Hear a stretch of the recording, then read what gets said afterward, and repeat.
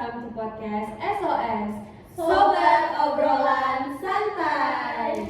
Nah, di sini aku bareng dua teman aku, Rizka dan Amel. Hai. Nah, gimana nih kabarnya teman-teman? Kabar aku baik banget sih, Okta. Oh, aku juga baik. Hari ini hari yang cerah banget ya, jadi kayak excited juga ketemu kalian. Wah, luar biasa nih. Nah, kalau Okta sendiri gimana Wah, kabarnya? luar biasa banget sih bisa ngobrol bareng teman-teman di sini. Oke. Nah, teman-teman, di sini kita mau bahas tentang pengambilan keputusan kebijakan yang termasuk rasionalitas, jaringan, dan pembelajaran. Wah, topik kali ini kita lumayan serius ya, tapi kita santai aja nggak sih ngebahasnya. Kita ngebahas tentang ini nggak sih, tentang gimana sih kebijakan itu bisa dibuat secara rasional, tapi tetap ada sisi manusiawi. Iya, setuju banget tuh. Nah, kita juga bakal lihat nih bagaimana kebijakan publik itu diterapkan.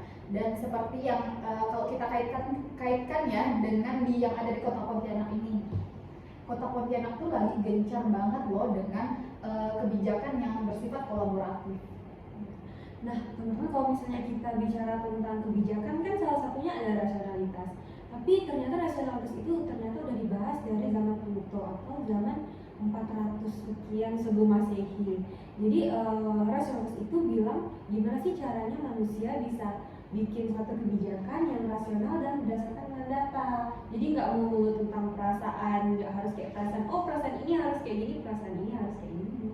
Tapi ini dia yang aku tahu nih, dalam kebijakan itu ilmu pengetahuan gak bisa berjalan sendiri loh. Jadi banyak banget kasus-kasus yang kayak datanya itu udah lengkap banget nih ditemukannya, tapi dia nggak paham nih dengan keadaan sosial masyarakatnya, jadi hasilnya tetap aja meleset gitu. Nah, makanya perlu banget loh dalam kebijakan itu melakukan kolaborasi baik antara para ilmuwan, pembuat kebijakan dan juga masyarakat agar keputusan yang akan dibuat itu benar-benar sesuai dengan kebutuhan masyarakat. Nah guys, for your information aja ya, aku tuh pernah baca loh terdapat dua jenis rasionalitas. Yang pertama itu rasionalitas substantif dan juga rasionalitas Prosedural nggak sih? Iya, benar banget Rizka. Nah, dari kedua jenis rasionalitas itu kalian ada yang tahu nggak? Kalau aku tahu sih, jadi yang substantif itu dia lebih ke hasil yang maksimal nih dan efisien, dan juga dia berdampak besar lah buat masyarakat itu kan. Kalau prosedural dia lebih ke prosesnya aja, jadi kayak gimana keputusan itu diambil, terus siapa aja yang terlibat gitu. Nah, berarti dua-duanya itu penting banget ya. Kalau misalnya hasilnya bagus tapi prosesnya nggak libatin banyak orang, ya kayaknya ya percuma aja nggak sih? Ya, tapi nih ya, bener banget sih Okta. Tapi aku tuh pernah mikir kalau kebijakan itu kayak seni dan ilmu yang berjalan berbarengan. Jadi seni dalam memilihnya dan ilmu dalam menganalisisnya. Setuju, karena kalau kita lihat di dunia nyata ini ya, angka itu penting, data itu penting, tapi juga harus beriringan dengan empati. Karena kalau kita cuma ngandalin angka dan data tanpa empati, itu tuh kayak hasilnya tuh kaku banget. Nah, berarti komunikasi sebenarnya itu penting juga nggak sih antara yang mengambil data dengan orang yang di lapangan langsung, ya nggak sih? Ya, setuju. Iya, bener banget. Tapi nih ya guys, kalau cuma ngobrolin soal rasionalitas itu sendiri aja, kayak kita sekarang ngobrol-ngobrol santai itu gampang. Yang susahnya itu pas prakteknya. Kadang keputusan itu harus diambil cepat, tapi datanya itu belum lengkap gitu loh. Nah iya, akhirnya para pembuat kebijakan politik itu sering pakai insting politik dulu, baru datanya menyusul. Dan kalau kita lihat banyak pertimbangan politik gitu, hasilnya itu bisa bias juga. Itu berarti bisa dibilang di sini tantangannya keseimbangan ya Mel, karena kan kita harus ngambil keputusan yang logis tetapi juga responsif sama keadaan di lapangan. Banyak banget nih orang-orang yang ngelupain kalau kebijakan itu gak bisa diambil sendirian. Iya, setuju. Nah, kita bisa lihat nih ya, wali kota aja butuh tim, contohnya LSM, masyarakat, pengusaha. Emang sih kadang kita lihat tuh banyak kan campur tangannya kan, tapi itu tuh akan membuka perspektif yang Banyak gitu ya, ya. yang kaya gitu loh. Oh, berarti ruang dialog tuh penting banget nih. Jadi kita bisa komunikasi dari berbagai pihak, jadi semua bisa menyampaikan apa yang ingin disampaikan. Nah, kalau kita kaitkan dengan sekarang nih, kan ya, alat canggih kan udah banyak. Nah, tentu banyak alat canggih yang bisa bikin perspektif itu lebih rasional. Contohnya nih kayak analisis biaya manfaat, kemudian simulasi komputer, dan juga model yang lebih interaktif. Tapi nih Mel, walaupun sekarang udah banyak banget alat-alat yang modern nih ya, tetap harus ada campur tangan manusianya. Tetap manusia nih yang harus jadi pemeran utama di situ. Nah, karena meskipun kadang nih data itu bilang A yang terbaik, yang sempurna, tapi belum tentu A itu cocok di masyarakat. Berarti alat bantu kebijakan itu cuma bisa bantu mikir nih, bukan kayak nentuin kemana nih kebijakannya. Kita sebagai manusia tetap harus pakai logika dan aku juga kan. Iya, benar-benar harus manusianya yang jadi pemeran utama.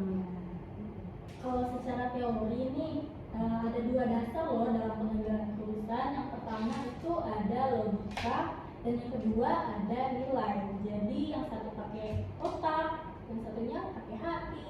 Nah, iya, dua-duanya tuh nggak boleh tinggalin, karena kalau cuma ngandalin logika nih, hasilnya tuh bakal dingin dan kaku loh guys. Nah, satu lagi, kalau cuma ngandalin perasaan, emang hasilnya bisa efisien juga.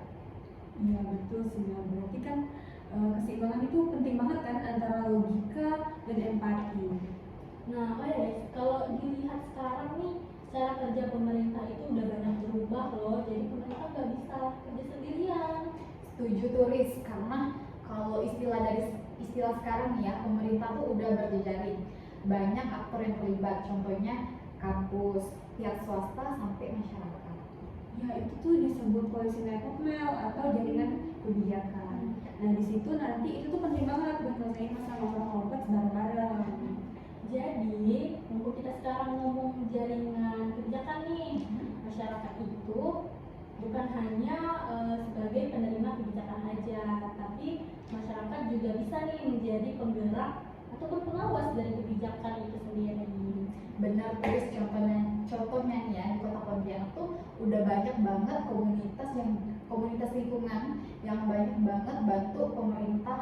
Contohnya kayak pengelolaan sampah ataupun sungai. Nah, dari para komunitas seperti itu tuh udah banyak banget memberikan Kontribusi kontribusi yang praktis, tapi mereka tuh udah tahu tuh kondisi lapangannya tuh kayak gimana. Wah itu keren banget kan berarti. Jadi kita bisa melihat satu kebijakan itu realistis, nyata banget gitu. Benar, berarti dengan adanya kolaborasi ini pemerintah nggak hanya kerja sendirian dong ya, jadi banyak banget pihak nih yang ikut serta dalam mengimplementasikan kebijakan tersebut. Kalau dari aku setuju sih yang apa yang Rizka bilang. Iya. Nah, kalau dibandingin dengan teori itu, sebenarnya di Pontianak sendiri juga kebijakan-kebijakannya itu udah mengarah ke rasional dan kolaboratif loh.